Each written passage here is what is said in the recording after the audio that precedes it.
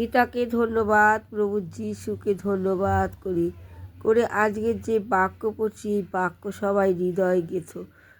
পরে তিনি তাহাদের কাছে আর এক দৃষ্টান্ত উপস্থিত করিলেন স্বর্গ রাজ্যকে এমন এক ব্যক্তির সহিত তুলনা করা যায়, যিনি আপন ক্ষেত্রে ভালো ও বীজ বপন করিলেন, কিন্তু লোকে নিদ্রা গেলে পর তাহা শত্রু আসিয়া ওই গমের মধ্যে ঘাসের বীজ বপন করিয়া চলিয়া গেল। পরে যখন বীজ অঙ্কুরিত হইল, ফল দিল, তখন ঘাস ও প্রকাশ্য হইয়া পড়িল।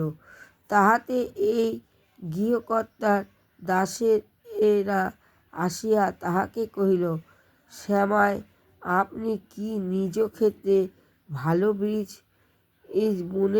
বোনেন নাই? তবে শ্যামাঘাস কোথা হইতে হইল?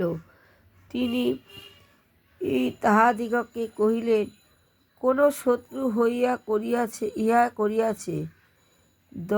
দাসেরা তাহাকে কহিল, তবে আপনি কি এমন ইচ্ছা করেন যে আমরা গিয়ে তাহা সংগ্রহ করি? তিনি কহিলেন, না, কি জানি।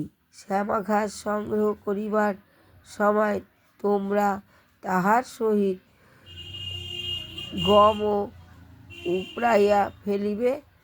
শস্য ও ছেদনের সময় পর্যন্ত উভয়কে একত্র বাড়িতে দাও। পরে ছেদন সময় আমি দিগকে বলি, তোমরা প্রথমে শ্যামাঘাস সংগ্রহ করিয়া পোড়াইবার জন্য বোঝা বোঝা বাঁধিয়া রাখো, কিন্তু গম আমার গোলা সংগ্রহ করো। আমেন।